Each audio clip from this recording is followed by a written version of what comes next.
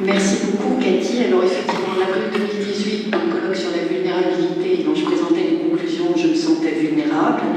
Là, maintenant, je ne sais pas si je dois me sentir dangereuse, étant donné que j'ai un micro, et donc la parole, et que vous n'en pouvez plus, et qu'il nous faut attendre l'heure du cocktail pour conclure ces deux magnifiques journées.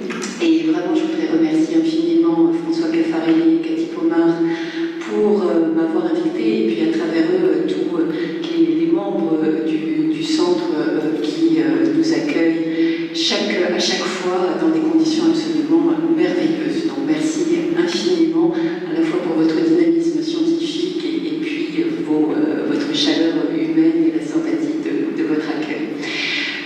Nous avons passé 2 jours à réfléchir sur la notion de dangerosité et nous sommes partis dans l'ensemble d'un constat qui était celui selon lequel la dangerosité se prête à un certain nombre de définitions, et tellement de définitions qu'il y en a finalement assez peu.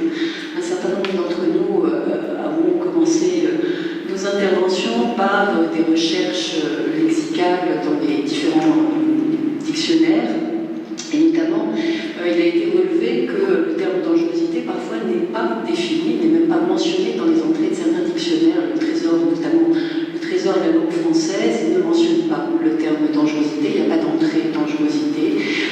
Dans le Larousse, en revanche, on trouve de façon assez sommaire l'idée que la dangerosité renvoie au caractère dangereux de quelque chose ou de quelqu'un, ce qui est une définition assez pauvre, définir la dangerosité par le danger. Alors heureusement, la notion de danger, elle, est définie dans les vocabulaires, et pour rester à la définition proposée par le Trésor de la langue française, on trouve donc à l'entrée danger la définition suivante: c'est la situation où une personne ou un pays est menacé dans sa sécurité et le plus souvent dans son existence. Et par extension, le danger est ce qui constitue une menace pour la tranquillité ou l'existence même d'une personne ou d'un pays.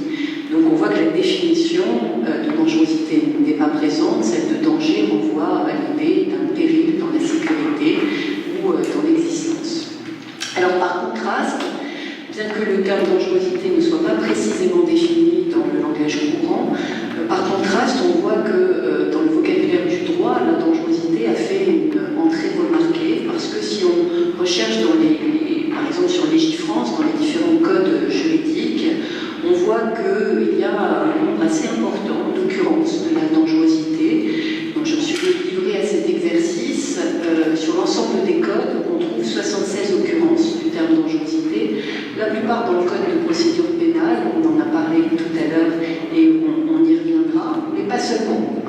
Pas seulement, vous trouvez aussi mentionné, par exemple, la dangerosité des animaux errants dans le code rural, le contrôle de l'insuffisance professionnelle des médecins, qui peut être source de dangerosité dans le code de la santé publique, la gestion des déchets dans le même code de santé publique, la réparation des dommages environnementaux dans le code de l'environnement, ou encore dans le code de la route, la dangerosité d'un véhicule gravement accidenté.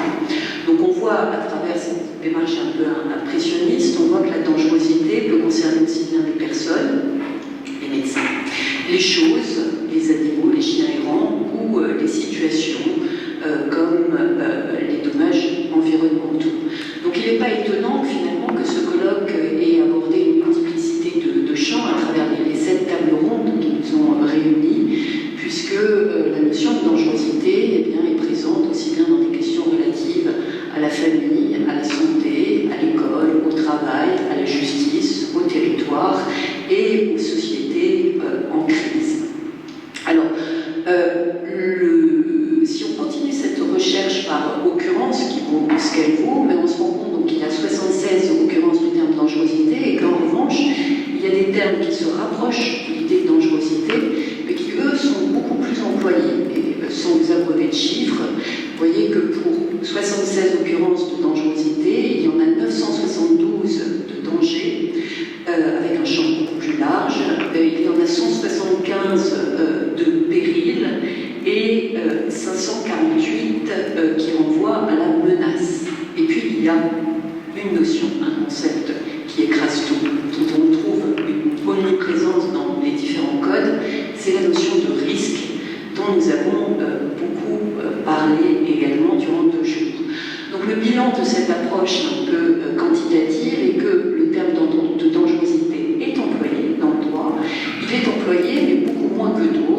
comme celui de danger ou de risque. Et ce qui me paraît intéressant, c'est de réfléchir, comme on l'a fait pendant 2 jours, aux raisons de cette occurrence relativement faible, quoique présente, de la notion de dangerosité et surtout aux justifications de cette notion par rapport aux autres dont les juristes sont plus familiers, comme celle de risque, comme celle de menace. Quelle est la fonction que cette notion de dangerosité remplit? Quelle cohérence a-t-elle par rapport aux autres, comme celle de danger ou de risque? Alors notamment, ces 2 couples qui nous ont retenus durant ces 2 jours. Le premier couple porte sur le lien entre l'articulation entre dangerosité et danger. Le second porte sur l'articulation entre dangerosité et risque. Dangerosité et danger. D'abord, un certain nombre d'entre nous ont vu qu'on soulignait l'idée que le point de vue diffère selon que l'on parle de dangerosité ou de danger. Et notamment, il a été souligné que le danger s'apprécie par rapport à la situation de la personne qui est exposée à ce danger, à cette menace, alors que la dangerosité, elle, s'apprécierait par rapport à la personne dangereuse ou à la situation dangereuse, sans nécessairement considération d'une victime potentielle, parce que toute personne peut être une victime de cette dangerosité. Et c'est ainsi souligné, comme l'a fait Pascal Puig, que la dangerosité a un caractère prédictif. C'est une prédiction, une probabilité, une virtualité de danger, alors que le danger, la plupart du temps, est avéré. Lorsque l'on parle de danger, c'est généralement en ajoutant un adjectif qualificatif qui précise son imminence ou son caractère réel, certain. Donc de cette première confrontation, dangerosité versus danger, on pourrait retenir l'idée que la dangerosité est donc un risque de danger causé à un tiers en s'intéressant aux caractéristiques de la personne, de la chose, de l'activité dangereuse. Et déjà retenir cela, ça nous amène à réfléchir à l'autre binôme, dangerosité et risque. Maintenant, quel est le lien entre les deux? Plusieurs personnes, je pense à Stéphanie, j'ai essayé de m'entraîner à dire votre nom de famille. Je ne voudrais pas prendre le risque de l'estropier, donc je pense à la communication de Stéphanie ou à celle de François, dont je connais le nom de famille, donc je sais le prononcer, mais par analyse ou des formes, je vais rester au prénom. Donc vos 2 communications ont fait mention d'un article extrêmement intéressant de Robert Castel, dont les travailleurs sociaux qui ont participé via l'IRTS à ces 2 jours, évidemment, connaissent bien les travaux. Et Robert Castel, dans un article qui a été publié en 1983 aux actes de recherche en sciences sociales, Robert Castel souligne le fait qu'il y aurait eu une mutation. Alors, il étudie cette mutation plutôt dans le champ de la médecine psychiatrique et de la prise en charge sociale des personnes. Donc c'est un corpus relativement restreint. Mais cette mutation, selon lui, elle consiste à avoir abandonné le concept de dangerosité des personnes, et notamment des malades mentaux, qui à un moment structuré tous les modes d'intervention du travail social et de la médecine psychiatrique, à une période que Robert Castel ne définit pas, mais dont on peut penser qu'elle s'étend durant au moins jusqu'à la fin du XIXe siècle. Donc la notion de dangerosité était centrale et où elle supposait une prise en charge directe, immédiate, personnelle des personnes considérées dangereuses. Cette approche, selon Robert Castel, dans un article de 1983, cette approche aurait disparu ou tout au moins aurait été remplacée par une autre approche qui consiste à s'intéresser davantage au risque. C'est-à-dire que la dangerosité des personnes est moins prise en compte que celle de risques auxquels peuvent être exposés un certain nombre de tiers. Et Robert Castel souligne que la montée en puissance du risque a détrôné l'approche par la dangerosité et a configuré différemment toutes les politiques sociales et toute l'approche de la médecine psychiatrique, avec l'idée en somme que le risque serait une objectivation de la dangerosité. La dangerosité était un élément caractéristique des personnes dans cette approche ancienne, et selon Castel, en s'intéressant au risque, on aurait objectivé la dangerosité pour prendre en compte un certain nombre de critères de prévisibilité, de réalisation, d'aléas. l'aléa susceptible de causer des dommages à des tiers. Et cette prise en charge du risque entraîne, selon Castel, le développement d'une surveillance qui va générer toute une série de prises en charge par les pouvoirs publics de façon à prévenir la réalisation des risques. Alors la grille de lecture de Robert Castel me paraît très intéressante. Évidemment, elle s'applique à un contexte tout à fait particulier, comme je vous le disais, la médecine psychiatrique et le travail social, mais il me semble qu'elle peut constituer un point de départ intéressant pour procéder à une lecture du droit, ou en tout cas une lecture des dispositifs juridiques qui ont été abordés durant ces 2 jours, en soulignant toutefois que donc, on est dans un champ d'analyse beaucoup plus large que celui étudié par Robert Castel, et que par ailleurs, nous ne sommes plus en 1983, nous sommes près de 40 ans après l'article de Robert Castel, et qu'un certain nombre d'évolutions ont pu également se produire, qui peut-être infirment cette analyse de Castel, selon laquelle le risque aurait désormais remplacé la dangerosité. Et c'est cette lecture que je voudrais vous proposer, en voyant que, en étudiant donc des dispositifs juridiques qui ont été les nôtres, enfin qui ont été le centre de notre attention durant 2 jours, qui sont parfois extrêmement anciens. On en a parlé de dispositifs qui pouvaient être parfois centenaires. On a également parlé de dispositifs qui pouvaient être extrêmement récents et contemporains. Donc il y a une grande variété de l'origine des dispositions juridiques que nous avons étudiées, ce qui entraîne du coup pour le droit un caractère assez sédimentaire. Les règles juridiques que nous appliquons ont un caractère sédimentaire et résultent de la superposition de couches juridiques qui peuvent être d'époques très différentes. Et cette lecture donc des règles juridiques me semble donner en partie raison à l'analyse de Robert Castel. En partie raison parce qu'effectivement, un certain nombre des dispositifs juridiques que nous avons étudiés durant ces 2 jours, un certain nombre de ces dispositifs juridiques montrent une objectivation de la dangerosité par la notion de risque. Donc, en ce sens, effectivement, il y aurait bien une dépersonnalisation de la dangerosité qui désormais serait plus centrale au droit, et la prise en compte du risque serait devenue prédominante. C'est ce que je vous proposerai de voir dans un premier temps, en voyant donc cette objectivité de la dangerosité par le risque. Mais, comme nous ne sommes plus en 83, que les règles juridiques désormais traduisent une nouvelle configuration des politiques sociales, mais aussi des politiques pénales, des politiques sanitaires, cette objectivation de la dangerosité est désormais en confrontation ou en tension avec une autre approche qui voit un retour de la dangerosité, ou plus exactement, désormais un retour du risque entendu de façon subjective. Il y aurait donc une subjectivation du risque désormais qui tendrait à identifier des éléments de dangerosité, et cette caractéristique qui me paraît très contemporaine, je vous propose de la voir dans un second temps. Donc premier point, l'objectivation de la dangerosité par le risque. Dans cette approche que Robert Castel décrit me paraît de nature à décrire assez fidèlement un certain nombre des dispositifs juridiques. L'évolution du droit se coule assez bien dans cette grille d'analyse qui tend à souligner que la dangerosité n'est plus centrale et que désormais l'identification du risque est majeure. Et pour bien comprendre cette évolution, il faut voir d'où on parle et reprendre un recul historique qui a été le point de vue qu'un certain nombre d'entre nous ont choisi durant ces 2 jours, et qui consistait à souligner qu'il fut un temps où la dangerosité était un élément central d'un certain nombre de politiques publiques et donc de dispositifs juridiques, et que cette dangerosité, elle passait par l'identification de personnalités considérées comme antisociales, et que ce n'est que dans un deuxième temps qu'il y a eu ce remplacement de la dangerosité par la notion de risque. Alors, premier point, donc, l'identification des antisociaux, considérés comme étant la figure marquante de la dangerosité.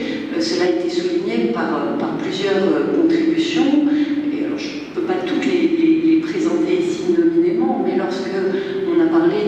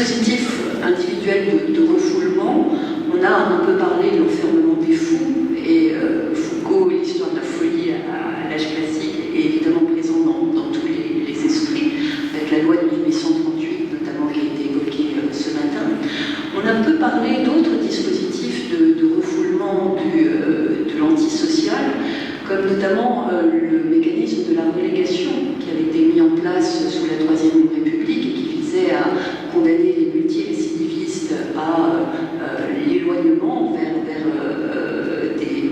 des anciennes colonies, la Guyane, la Nouvelle-Calédonie notamment, par une loi de 1885.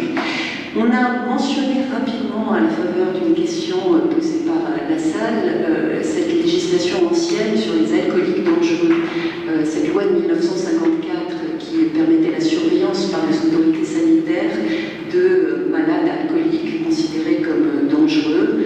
L'article 1er de cette loi disposait que tout alcoolique dangereux pour autrui est placé sous la surveillance de l'autorité sanitaire, et cette surveillance, elle pouvait passer également par le placement forcé des personnes considérées comme alcooliques et dangereuses dans des centres de soins pour une durée indéfiniment renouvelable. Alors cette loi a été peu appliquée, elle a été finalement abrogée en 1985, il n'empêche que la permanence de la figure du dangereux qu'on vient de neutraliser, on le voit, est toujours marquée au XXe siècle. Et puis plus généralement, indépendamment de ces dispositifs de refoulement individuel des antisociaux, il y avait tous ces dispositifs juridiques de contrôle social qui visaient à assurer un contrôle effectif de toute la catégorie de la population qu'on ne pouvait pas exclure, refouler, reléguer, mais qu'il fallait surveiller car ils étaient dangereux. Pensez notamment à ces dispositifs juridiques du XIXe siècle comme le livret ouvrier, qui permettait de contrôler les déplacements de l'ouvrier et de s'assurer de sa moralité, de s'assurer de sa probité.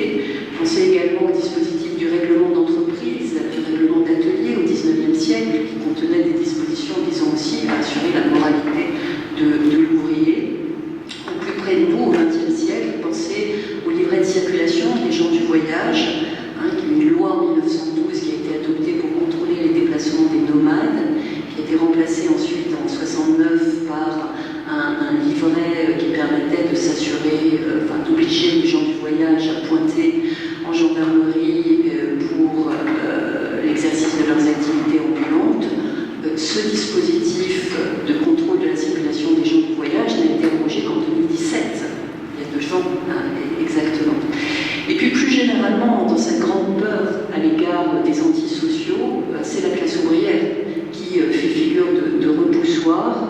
On a toute une série d'écrits tout au long du XIXe siècle qui soulignent que le péril vient des classes laborieuses. Il y a cet ouvrage célèbre de l'historien Louis Chevalier en 1951 intitulé « Classe laborieuse, classe dangereuse ». La menace, le danger pour l'ordre social, l'ordre politique, il vient du peuple. Il faut ce danger, cette menace, ils sont identifiés. Eugène Sue parlait des sinistres légions de la misère et de l'ignorance. Et ces sinistres légions de la misère et de l'ignorance, elles sont dangereuses politiquement, car elles sont toujours prêtes à faire la révolution. Elles sont dangereuses sanitairement, parce qu'elles sont considérées comme le foyer d'épidémies en raison des taudis infects dans lesquels elles vivaient. Elles sont dangereuses moralement, car elles sont alcooliques, elles sont paresseuses, elles sont dépensières. Bref, il faut à tout prix agir. C'était le leitmotiv d'un certain nombre d'auteurs du XIXe siècle, avant même Marx. Il faut absolument agir, parce que si on ne trouve pas un remède efficace à la plaie du paupérisme, disait Eugène Buret en 1841, si on ne trouve pas un remède efficace à la plaie du paupérisme, il faut se préparer au bouleversement du monde. Alors, ce bouleversement du monde, il a été évité, et comment notamment a-t-il été évité? Eh bien, par l'identification de la notion de risque. Et c'est ici qu'on peut s'appuyer sur notamment les travaux de Robert Castel, mais aussi de François Evald, qui souligne combien au XIXe siècle, la prévention du risque a été l'élément fondateur d'un certain nombre de dispositifs sociaux qui ont permis de mettre de côté la figure de l'antisocial dangereux pour objectiver les menaces et mettre en place des dispositifs de protection des individus. Et ces dispositifs de protection qui sont consubstantiels à la formation de l'État-providence, c'est la notion d'assurance, assurance contre le risque, qui l'illustre le mieux, qu'il s'agisse d'une assurance volontaire au début, et puis d'une assurance obligatoire. On s'assure contre des risques, c'est-à-dire contre des menaces pour la sécurité des personnes, et ces risques, c'est le risque vieillesse, c'est le risque d'invalidité, c'est ensuite le risque de chômage, c'est aussi le risque de parentalité avec les charges familiales. Bref, tous ces dispositifs assurantiels ont été conçus comme un moyen de se protéger contre des choses que l'on qualifie plus de danger, mais contre des risques et des risques sociaux. Et ça traverse encore tout le XXe siècle. Il y a un auteur comme Patrick Peretti-Vatel qui rejoint Castel sur certains points et qui souligne dans un livre intitulé La société du risque, qui souligne que tout au long du XXe siècle, ces risques classiques, pauvreté, vieillesse, chômage, maladie, ces risques classiques ont été abondés par des nouveaux risques. Je cite, de plus en plus d'événements ont été mis en risque, les victimations, les agressions, les viols, les accidents de la circulation, c'est devenu des risques urbains diffus, les inondations, les avalanches, les séismes, on va ajouter le requin, ou les cyclones ici, comme l'a montré la dernière table ronde, les intoxications alimentaires, les maladresses de la ménagère ou du bricoleur font partie des risques domestiques. Bref, la notion de risque désigne des dangers a priori très hétéroclites, et elle sert en cela la nouvelle corporation de spécialistes S-Risque. Alors, la citation finit ainsi. Donc ce mouvement, ce qui me semble ici caractéristique d'un mouvement d'objectivation de la dangerosité par la reconnaissance donc de risques contre lesquels il faut protéger les personnes, ce mouvement il se traduit par un certain nombre de dispositifs juridiques qui ont été étudiés durant les 2 jours. Dispositifs juridiques qui ont 2 objets. Il s'agit soit de mettre l'accent sur la situation des victimes, soit de mettre l'accent sur les causes du risque, les activités ou les choses considérées comme à l'origine du risque. L'accent sur la situation des victimes, on l'a vu dans un certain nombre d'ateliers, je pense notamment à l'atelier relatif à la famille, au droit de la famille, au droit civil, où il a été dit, souligné que le droit de la famille est plutôt axé sur la protection des personnes et qu'il faut prendre en compte les situations subjectives des personnes, il faut prendre en compte les nécessités de protection d'un certain nombre d'individus considérés comme vulnérables, à commencer par les enfants dont le besoin de sécurité a été présenté comme un méta-besoin, ou encore à travers la question des violences conjugales, par la situation d'emprise qu'elles peuvent révéler. Donc on voit ici que lorsqu'on s'intéresse à la sécurité, la santé, la moralité de l'enfant, l'accent est plus mis sur la protection de l'enfant et de ses besoins particuliers que sur la situation de l'auteur du risque ou de l'auteur du danger, le parent maltraitant. On a vu aussi cet accent sur la situation des victimes dans la table ronde consacrée au droit social, où les risques professionnels ont été particulièrement illustrés. Le travail est une source de danger, nous a-t-on dit, qu'il s'agisse des risques physiques comme l'amiante ou l'exposition à des substances dangereuses, ou des nouveaux risques comme le harcèlement moral, qui lui est reconnu comme un risque, ou des risques en formation qui ne sont pas encore consacrés en tant que tels, comme l'épuisement professionnel ou le burn-out. Donc on a, vous voyez, un certain nombre de dispositifs qui s'intéressent à la situation des victimes et qui visent à mettre en place des dispositifs de protection contre la réalisation de risques. L'autre relais de cette prise en compte du risque porte sur un encadrement des activités ou des situations qui sont considérées comme dangereuses. Et là encore, Pascal Puig nous disait qu'il y a le rôle de la puissance publique qui est essentiel, c'est toujours bon d'entendre un civiliste souligner le rôle de la puissance publique, et il disait il faut veiller, surveiller et évaluer. Et Clément Marguenne aussi a repris cette distinction. Alors c'est tout à fait vrai, mais comme j'ai un peu de mal à voir ce qui peut relever de la surveillance et ce qui peut relever de la veille, moi je vous propose une autre distinction. Dans cette autre distinction, il s'agirait de surveiller et surtout de réparer.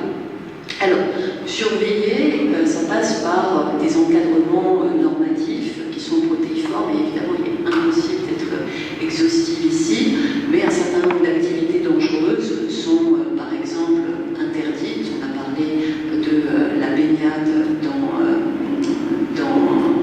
certaines zones exposées au risque requin. Pour l'anecdote, il y a plein d'activités qui sont considérées comme dangereuses.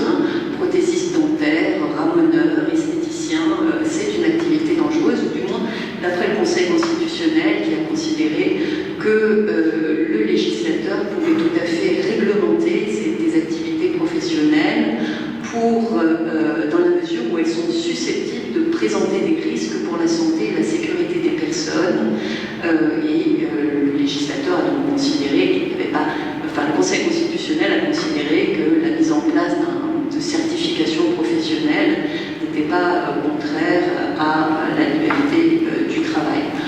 Plus généralement, c'est tout le rôle de la police administrative que de prévenir les troubles à l'ordre public et d'encadrer des activités qui sont susceptibles d'y porter atteinte. La réflexion pouvant ensuite être jusqu'à quel point qu'il s'agisse de la liberté de se causer du tort à soi-même, comme l'a dit Céline Kuhn, ou celle d'aller voir le piton de la fournaise, comme Olivier l'a souligné.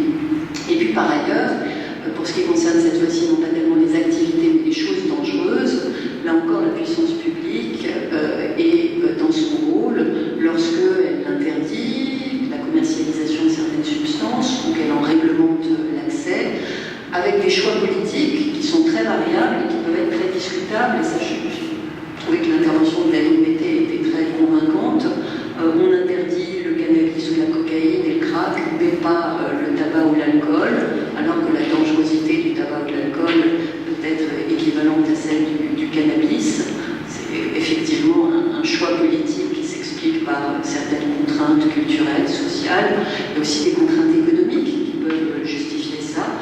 Par exemple, on a interdit le bisphénol A dans les plastiques alimentaires, on n'a pas interdit le glyphosate dans les champs ou le chlordécone pendant longtemps dans les Antilles françaises. Donc il peut y avoir une incohérence des choix politiques, mais il n'empêche que la légitimité de la puissance publique à réglementer ces activités ou ces produits dangereux est tout à fait admise. Surveiller, donc la puissance publique surveille, encadre, et puis elle répare. Là encore, il a beaucoup été question de responsabilité durant ces 2 jours. On a parlé de la responsabilité du fait des produits défectueux dans la jurisprudence civile. Je ne suis pas civiliste et je parle devant des civilistes, donc arrêtez-moi si je me trompe, mais cette responsabilité du fait des produits défectueux, on voit que c'est quand même un mécanisme d'objectivation de la responsabilité. Il y a, non pas l'équivalent parce que ça porte sur des choses différentes, mais il y a des dispositifs comparables dans la responsabilité administrative, lorsque la responsabilité de la puissance publique peut être engagée pour les risques qu'elle fait peser sur des tiers. Là encore, ce sont des dispositifs qui visent à objectiver le danger en passant par la notion de risque et dans lesquels l'idée de dangerosité des individus et des substances me semble secondaire, car en tout cas, elle n'est pas personnalisée, cette prise en compte de la dangerosité. On s'intéresse au risque et à sa prévention ou à l'indemnisation des dommages liés à sa réalisation, si cela n'a pas suivi. Donc en ce sens, il y aurait bien une objectivation de la dangerosité par le risque, et la thèse de Robert Castel pourrait s'appuyer ainsi, pourrait aider à comprendre les dispositifs juridiques. Cela étant, il me semble que cette idée d'une objectivation de la dangerosité par les risques, elle trouve des limites, et ces limites viennent de ce qu'il y a une tension inverse, opposée, qui se manifeste aussi dans l'ordre juridique, et cette tension opposée, elle voit la résurgence de la dangerosité, et par un parallélisme des formes, on pourrait dans ce deuxième temps parler de subjectivation du risque par la dangerosité. Pourquoi parler de retour de la subjectivité du risque par la réémergence de la figure du danger pour la société, eh bien parce que, comme plusieurs d'entre vous l'ont souligné, nous sommes dans une société qui est présentée par certains comme une société du risque, mais qui me paraît plus intéressant d'analyser comme étant une société de précaution, et que dans cette société de précaution, la figure de l'antisocial dangereux, qui est un ennemi de l'intérieur, eh bien elle refait surface, elle réapparaît. Et je vous propose de voir ça successivement, d'abord en commençant par cette société de précaution qui reconnaît un droit, en tout cas qui énonce un droit à la sécurité, et dans un deuxième temps de voir comment dans cette société de précaution, fondée sur l'idée de sécurité, la figure de l'antisocial, de l'ennemi de l'intérieur, trouve à réapparaître, en tout cas est remise au devant de la scène, alors qu'on croyait l'avoir vu disparaître. Donc, droit à la sécurité et dans une société de précaution, le droit à la sécurité, il a été là encore évoqué par un certain nombre d'entre nous qui ont souligné son caractère protéiforme, ou en tout cas la polysémie du terme de sécurité. La sécurité, étymologiquement, partage des racines communes avec la notion de sûreté. La notion de sûreté est définie dans une formule que j'aime beaucoup comme étant l'état de celui qui n'a rien à craindre pour sa personne ou sa fortune. C'est un état de bonheur, vous voyez, de tranquillité, où à la fois l'être et l'avoir sont protégés et où aucune menace ne porte ni sur ses biens ni sur son identité. Cette notion de sûreté, qui est très classique en droit pénal, c'est l'interdiction des arrestations arbitraires par exemple, on sait qu'elle a profondément évolué. Alors, elle existe toujours. L'article 2 de la Déclaration de 1789 dit que c'est un droit imprescriptible et naturel, comme la liberté, la propriété et la résistance à l'oppression. Donc elle existe toujours, cette notion de sûreté, mais elle est désormais concurrencée avec d'autres items, et notamment sa sœur jumelle, la notion de sécurité. Parce que la notion de sécurité, qui est très présente en matière de sécurité sociale, l'idée qu'il faut protéger les individus contre les risques et au fondement de la sécurité sociale, mais cette notion de sécurité, elle a réapparu dans un paradigme tout à fait nouveau, qui est le paradigme sécuritaire, qui a été évoqué. Et ce paradigme sécuritaire, il traduit une société qui aurait peur. Vous vous rappelez de cette image célèbre de ce présentateur de télé, j'étais à peine née, La France a peur, je l'ai vu sur l'île, ça vous dit quelque chose, vous vous rappelez du nom du présentateur, c'était pas Chiquel? Oui, il me semble qu'il avait fait cette une, les yeux dans les yeux de la caméra en disant « La France a peur ». Eh bien, la France, visiblement, a toujours peur, puisque un certain nombre de menaces sont régulièrement brandies. Et alors, pour souligner les risques auxquels notre société contemporaine serait exposée et les menaces pour notre sécurité qui existeraient, il y a des visuels que j'affectionne particulièrement parce qu'ils sont une source d'inspiration constante. Ce sont les unes de Valeurs Actuelles. Et si l'on s'en tient aux unes de Valeurs Actuelles, le danger est partout, la terreur même est partout. Elle émane d'abord des véganes, c'est sa une de cette semaine, la terreur végane, réflexion sur un nouveau totalitarisme. Mais rassurez-vous ou inquiétez-vous, il n'y a pas que les véganes qu'il faut craindre, les féministes aussi. Donc si certains d'entre vous sont féministes et véganes, j'ai les pris de sortir car je me sens profondément menacée.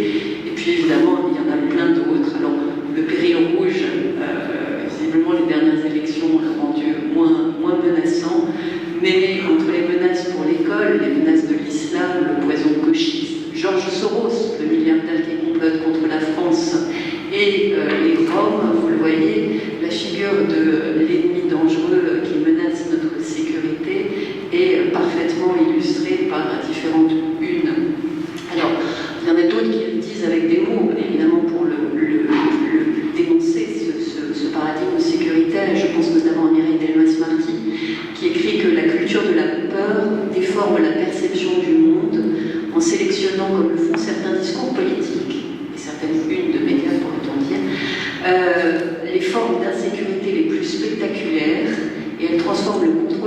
sociale, car elle appelle encore et toujours plus de mesures supposées garantir une sécurité parfaite. Et il me semble que ces illustrations anxiogènes qu'on a sous les yeux et tous ces discours politiques sur la nécessité de garantir une sécurité menacée par des dangers d'autant plus nombreux qu'ils sont protéiformes, ces discours anxiogènes qui montrent la dangerosité partout doivent susciter notre intérêt et notre attention, et notamment à deux titres, un titre théorique et un titre juridique. D'abord, dans une perspective théorique, il me semble que ce discours sur la dangerosité, qui a été illustré par un certain nombre des contributions qui ont souligné le fait que la dangerosité est une notion fonctionnelle, qu'elle répond, elle vise plutôt à identifier un certain nombre de représentations très fantasmatiques. Il me semble que ce discours sur la dangerosité, il ne vise pas tellement à décrire une réalité observable. Il ne s'agit pas tellement de décrire des faits objectivement constatés, mais plutôt à construire une réalité. Donc il y aurait une véritable logique constructiviste ici, derrière l'emploi de la notion de dangerosité. Il s'agit de construire un objet social, celui d'une menace qui est diffuse, qui est permanente et qui serait omniprésente. Donc, première réflexion plus théorique et politique. Et l'autre réflexion, qui elle s'inscrit plus dans une analyse juridique, si on part du principe que le droit à la sécurité, si on part du principe que l'action des pouvoirs publics justifie un certain nombre de mesures, notamment de surveillance, de réparation, on peut les rattacher à la protection des droits fondamentaux. C'est ce qu'a fait Caroline Nanterreau en disant qu'il s'agit ici d'une intervention à la fin de protection des droits fondamentaux, notamment du droit à la vie ou à la santé. Mais pas seulement. Il ne s'agit pas seulement de protéger les droits fondamentaux des individus, il s'agit également d'assurer la sûreté de l'État. Et ça c'est Vincent Ramez qui l'a dit tout à l'heure. Il faut ajouter la sûreté de l'État parmi les éléments justifiant l'intervention des pouvoirs publics. Et puis plus largement, derrière la sûreté de l'État, il s'agit aussi d'assurer la tranquillité et la perpétuation d'un ordre politique, économique, social, qui serait menacé par un certain nombre de facteurs de déstabilisation. Et vous en avez, d'après Valeurs Actuelles, des illustrations derrière moi. Pourquoi cela? Eh bien parce qu'il y aurait une obligation des pouvoirs publics d'agir, et d'agir au titre d'une logique de précaution. Et donc cette société de précaution, elle vise à rendre obligatoire, légitime, l'intervention des pouvoirs publics, y compris lorsqu'il y a des doutes sur la réalisation d'un certain nombre de risques. On le voit dans tous les textes qui sont relatifs au principe de précaution en droit de l'environnement. Je pense par exemple à la Charte de l'environnement, mais c'est aussi le cas de la Déclaration de Rio de 1992 qui énonçait également le principe de précaution. L'idée est qu'il y ait une obligation d'action lorsqu'il y a réalisation d'un dommage incertain en l'état des connaissances scientifiques, mais susceptible d'affecter de manière grave et irréversible l'environnement.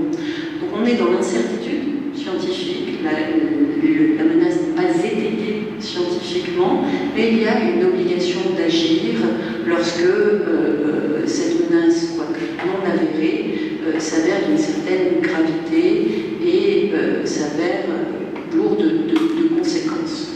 Et du coup se pose un certain nombre de questions sur la caractérisation de ce danger. Est-ce qu'il s'agit d'une obligation d'action, d'intervention, qui serait de nature à ressusciter cette vieille dangerosité, non traduite dans les faits, mais qui serait une qualité immanente du sujet? Cathy Pomar s'est interrogée là-dessus, en s'intéressant à l'intervention de l'État dans la cellule familiale. Cathy nous disait, est-ce que la dangerosité doit devenir le critère justifiant une telle intervention? L'intervention est anticipée, il n'y a pas eu de réalisation de risque, mais ce risque est susceptible d'advenir. Il y a donc un danger potentiel. Est-ce que cela peut justifier une intervention en amont? Et ce à quoi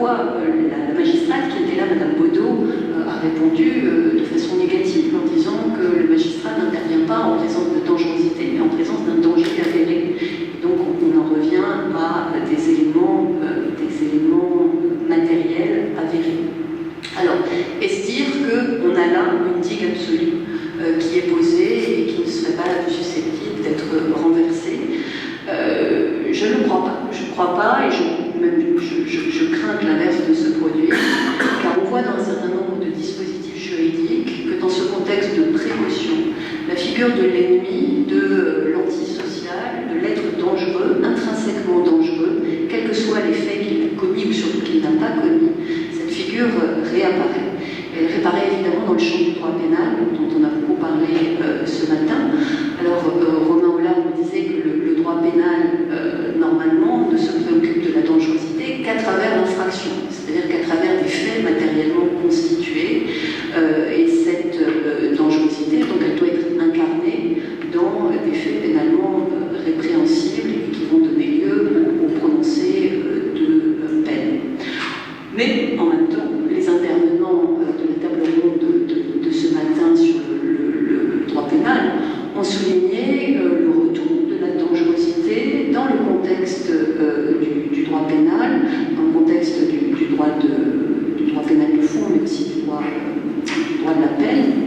Et alors, puisqu'il citait Rachida Dati ce matin, Nicolas Sarkozy, maintenant vous allez croire que j'en parle tous les jours, mais non, rassurez-vous, c'est que pour vous. Nicolas Sarkozy, en 2008, avait eu cette formule que je trouve tout à fait révélatrice. Donc, le contexte est important, il parlait à un groupement de gendarmerie départementale. Donc, il s'adressait à des gendarmes et on était en plein processus de révision de la Constitution. La Charte de l'environnement avait été constitutionnalisée 4 ans avant et le principe de précaution avait été constitutionnalisé 4 ans avant. Et en janvier 2008, Nicolas Sarkozy dit « Mais à quoi servira-t-il » à quoi cela servirait, il faut respecter la syntaxe originale, à quoi cela servirait d'avoir le principe de précaution dans la Constitution pour protéger la nature et laisser des fauves en liberté?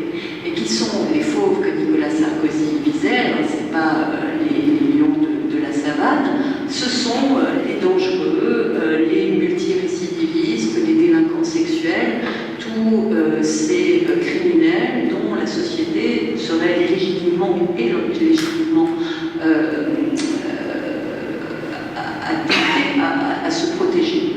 Il n'empêche que tout ce discours sur la dangerosité des personnes et la nécessité de prendre au titre des mesures de précaution des dispositifs qui visent à cantonner cette dangerosité ont un certain nombre d'effets sur le droit pénal. Ce n'est pas sans effet sur le droit pénal. Il me semble qu'il y a au moins 3 effets qui ont été évoqués ce matin. D'abord, le développement des mesures de sûreté. La mesure de sûreté, c'est la peine après la peine, c'est-à-dire que le délinquant purgeait sa peine et que des dispositifs supplémentaires sont ajoutés de surveillance, de rétention de sûreté en raison de sa dangerosité. Et on passe ici, comme ça a été très bien dit, on passe ici à une autre conception de la justice. C'est plus une justice rétributive, c'est une justice qui est prédictive, qui se base sur la dangerosité d'une personne pour infliger la peine après la peine. Premier effet, donc une transformation de la justice pénale classique rétributive en une justice prédictive avec le développement des mesures de sécurité. Deuxième effet du développement de ces mesures de sûreté, de cette figure de l'ennemi de l'intérieur, on voit apparaître désormais en droit pénal l'idée d'une culpabilité sans responsabilité. Et c'est typiquement la question de la sanction des malades mentaux qui ont commis des infractions et pour lesquels on considérait que leur état psychiatrique normalement était une cause d'irresponsabilité pénale et ne pouvait pas entraîner leur condamnation. Désormais, cette idée était remise en question par des dispositifs visant à reconnaître la culpabilité sans pour autant engager la responsabilité pénale du malade, criminel ou délinquant. Et le troisième effet sur le droit pénal, c'est cette idée d'un droit pénal de l'anticipation. L'idée d'un droit pénal de l'anticipation qui va s'intéresser aux mesures qu'un individu est susceptible de commettre, aux crimes, délits qu'il est susceptible de commettre et qui vise à les sanctionner. En d'autres termes ici, selon une formule de Geneviève Giudicelli-Delage, dans un article consacré à ces questions, il s'agit de donner des droits aux individus en raison de ce qu'ils sont et non pas de ce qu'ils font. Des droits aux individus en raison de ce qu'ils sont, c'est-à-dire de leur potentialité, de leur potentielle dangerosité,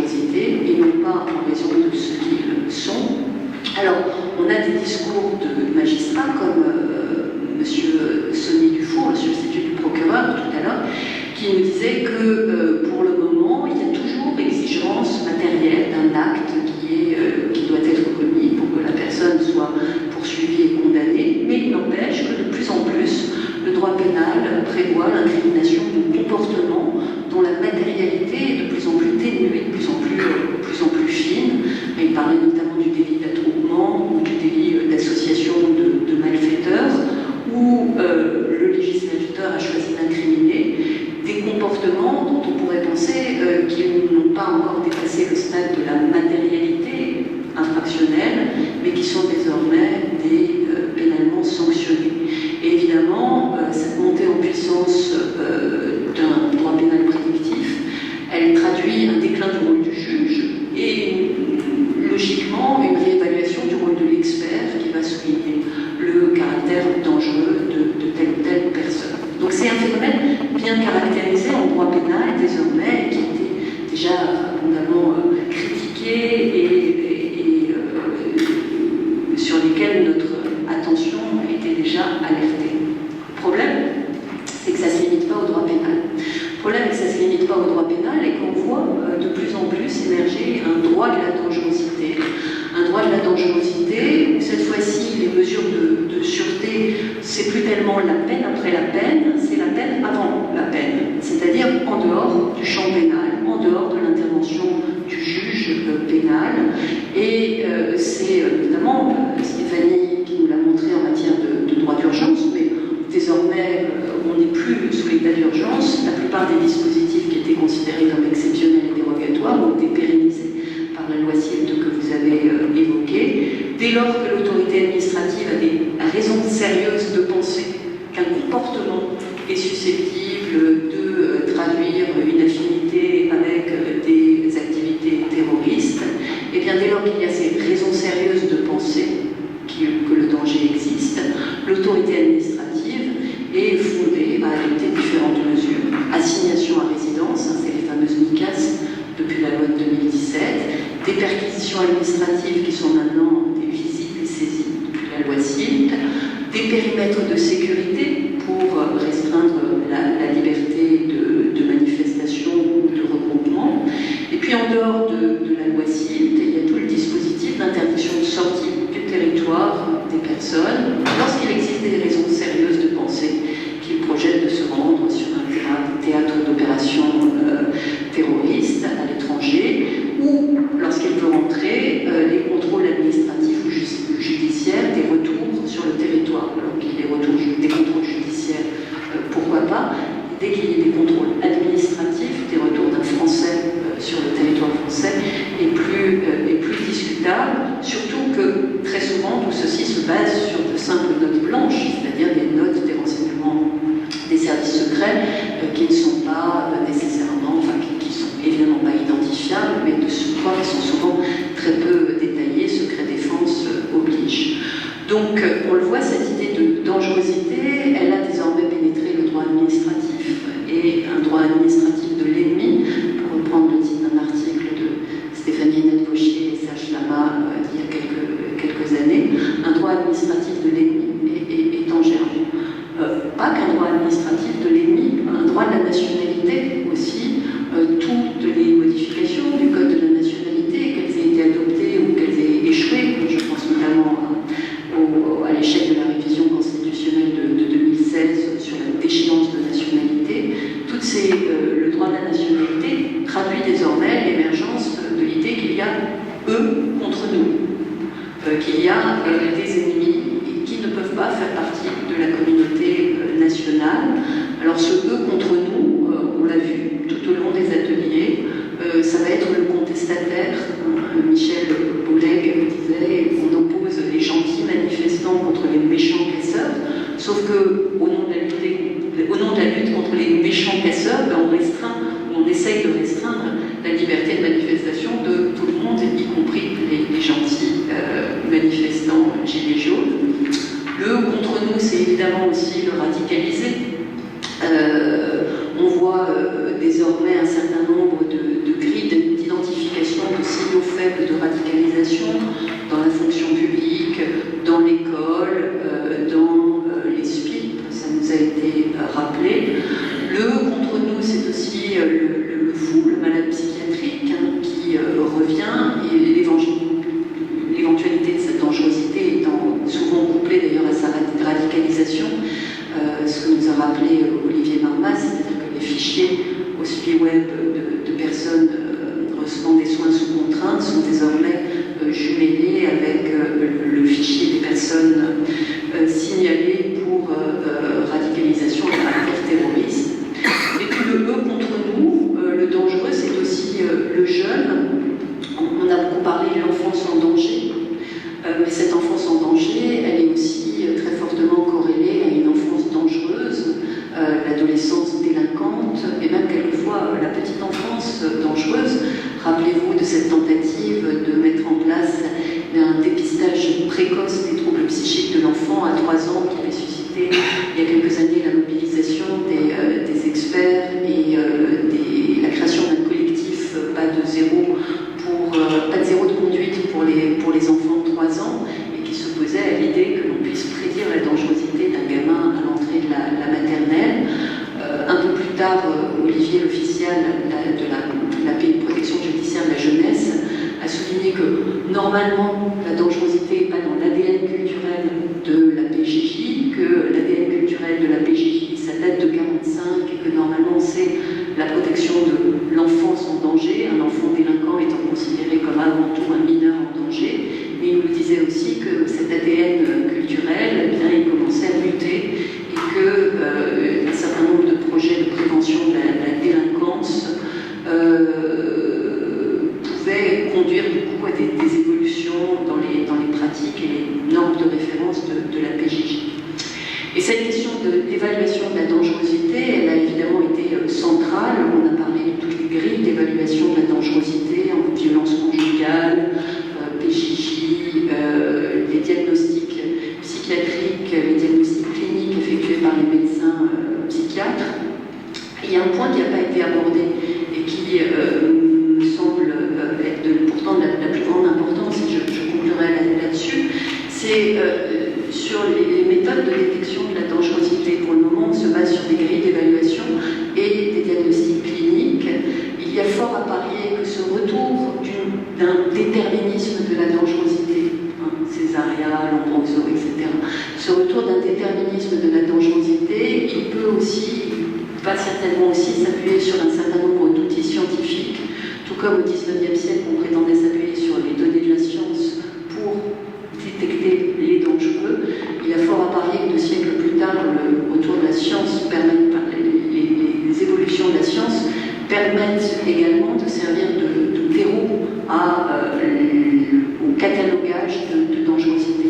Concrètement, pour illustrer le propos qui est un peu abscon, c'est notamment la question du recours à l'IRM ou la question de l'analyse des caractéristiques génétiques pour prédire la dangerosité d'une personne qui est désormais au centre de l'attention.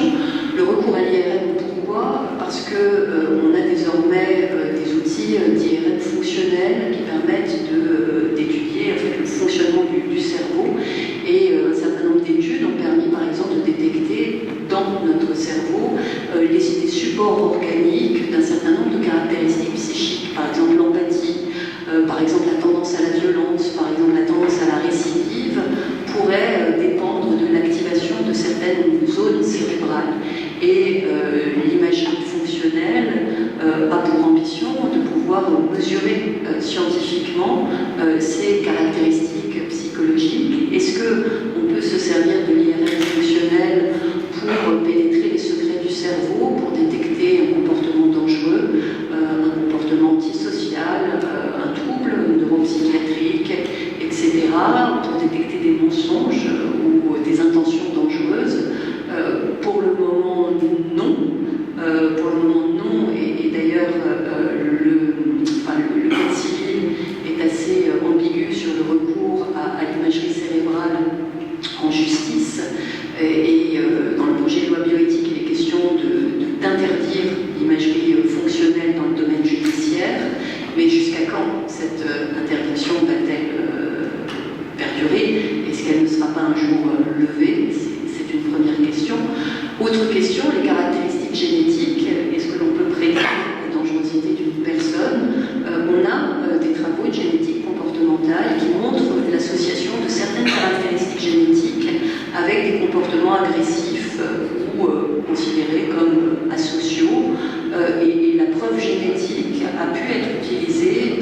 procès à l'étranger, aux États-Unis, en Italie. Alors généralement, c'était utilisé pour atténuer la responsabilité de l'auteur d'un acte criminel, prouvant que finalement il n'avait pas son libre arbitre puisqu'il était déterminé par son ADN. Mais l'on voit que cette question du recours aux caractéristiques génétiques pour prédire la dangerosité d'une personne, dangerosité intrinsèque, elle n'en est qu'à ses débuts. Ces débuts, la dernière étape, après d'éventuels débuts, la dernière étape, c'est celle qui a été évoquée par Clément Margaine, c'est celle qui pour le moment est uniquement dans la science-fiction dystopique, celle écrite par Philippe Cadic et mise à l'écran par Steven Spielberg, c'est-à-dire Minority Report, où dans une société du futur, les meurtres peuvent être prédits et évités, et les meurtriers peuvent être emprisonnés pour des meurtres qu'ils n'ont pas commis grâce à l'efficacité de la police.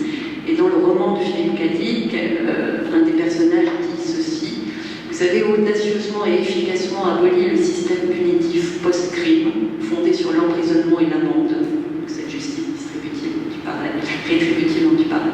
Comme nous le savons